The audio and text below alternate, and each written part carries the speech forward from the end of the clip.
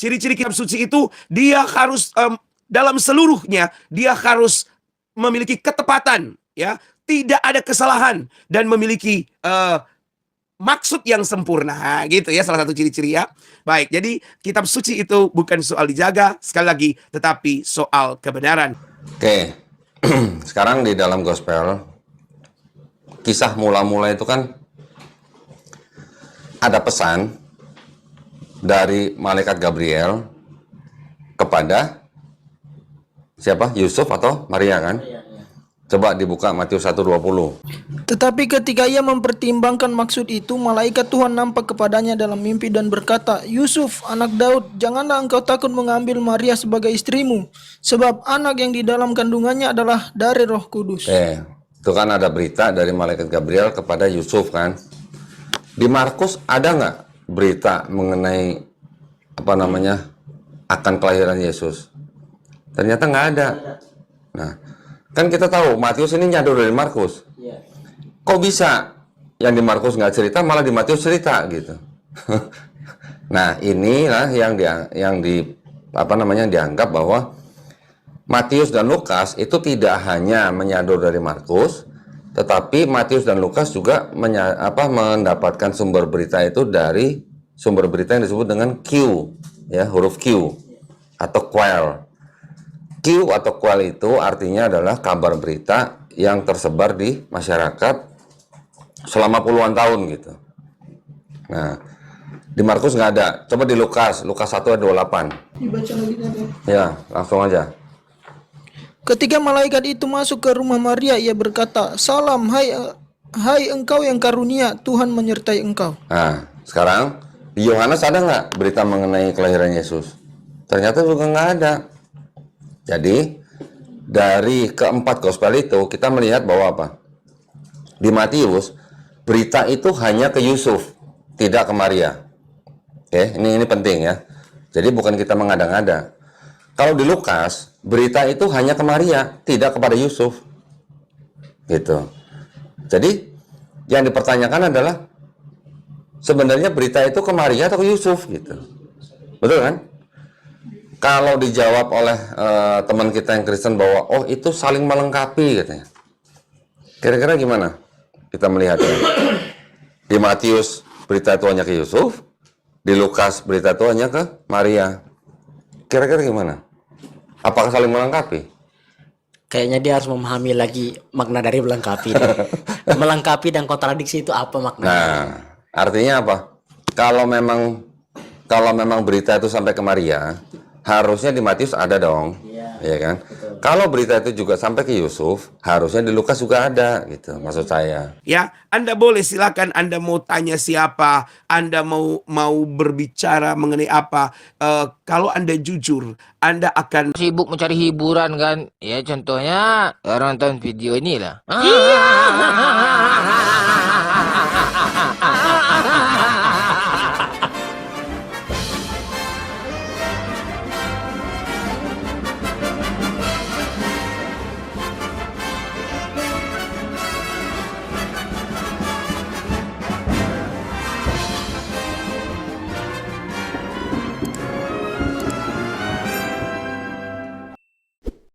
A'udzu billahi minasyaitonir rajim. Bismillahirrahmanirrahim. Assalamualaikum warahmatullahi wabarakatuh, teman-teman semuanya. Jumpa kembali dengan channel Otri, Oten Ongo Official. Kali ini Pendeta Yeremia membahas tentang bagaimana sahabat? Pasti sahabat sudah paham jika mencermati judul tersebut. Dugaan saya Pendeta Yeremia ini ingin menyinggung Al-Quran, walaupun dia tidak menyebutkan nama kitab yang akan dibahas untuk dibandingkannya dengan Bible. Saya yakin sahabat sudah paham, karena pendeta ini selain pandai dalam berkata-kata, dia ini termasuk orang yang getol banget membahas Islam dengan sindiran-sindiran gemesnya. Berhubung Pendeta Yeremia akan membahas kitab suci bukan soal dijaga, maka Otri wajib mendampinginya, supaya banyolan pendeta ini bisa menjadi obat bagi orang yang sedang sakit, orang yang susah BAB, dan pastinya bisa menjadi imun yang mencerdaskan anak bangsa. Berikut videonya. Hari ini kita akan membahas sebenarnya mengenai kitab suci, bukan soal dijaga ya. Jadi saudara-saudara, kita akan bahas kali ini kitab suci itu bukan soal dijaga ya, bukan soal dijaga tetapi kebenaran. Ya kan, banyak sekali saudara-saudara kita ini yang yang menganggap bahwa kalau kitab suci kita itu kan dijaga begitu ya, tanpa kita harus, bentar saudara-saudara ya, tanpa kadang-kadang kita mulai meninggalkan tentang kebenaran kebenarannya. Jadi yang paling penting itu adalah kebenaran, bukan soal dijaga kan. Ada banyak orang yang bangga kan, oh kitab kami, oh kebenaran kami, kitab suci kami dijaga keasliannya kayak gitu kan.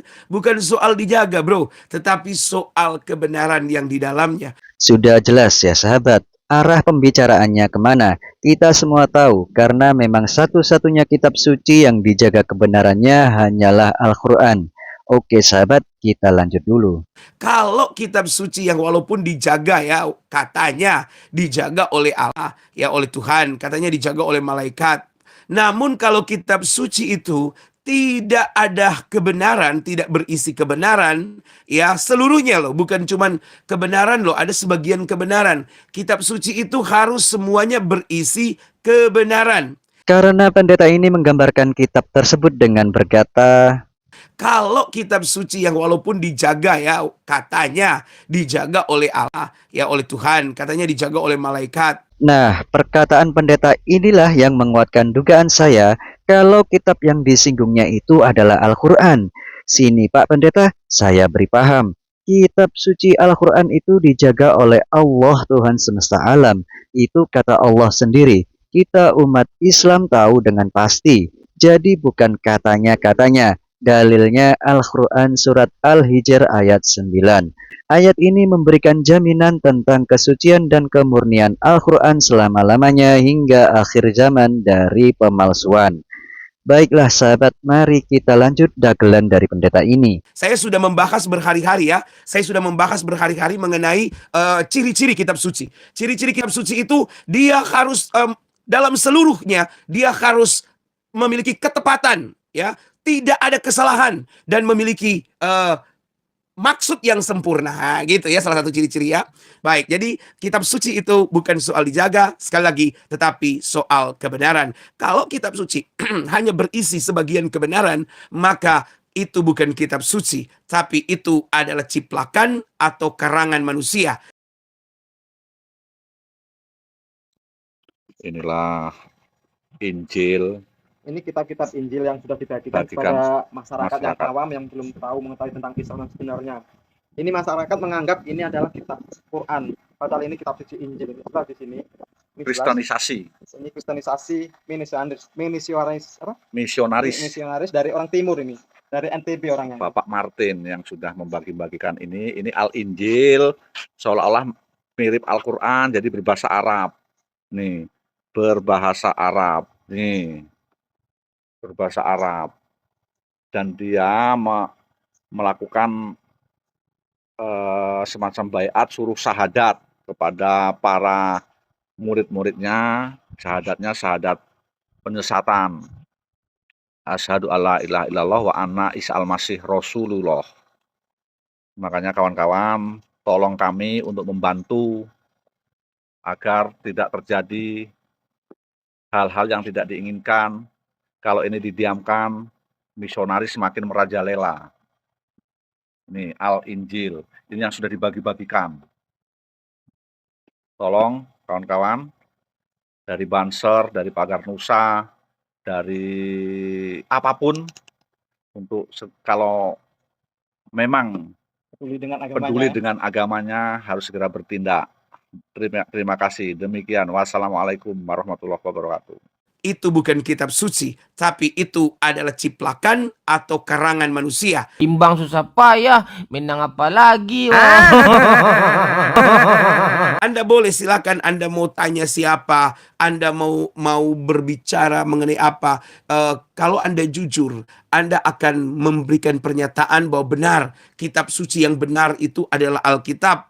Apakah kitab suci agama lain itu bukan kitab suci? Saya tidak tahu ya, saya tidak membahas tentang agama lain ya. Bohong, bohong, bohong. Dari tadi menyinggung-nyinggung kitab yang dijaga oleh Allah, katanya dijaga malaikat. Terus, kitab siapa yang ente sindir-sindir dari tadi, ongok?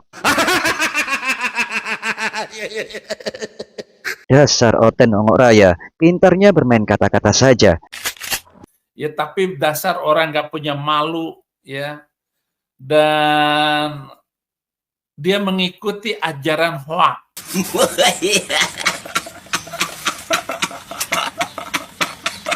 Baiklah sahabat, saya cukupkan videonya. Mohon maaf jika ada silap kata. Assalamualaikum warahmatullahi wabarakatuh.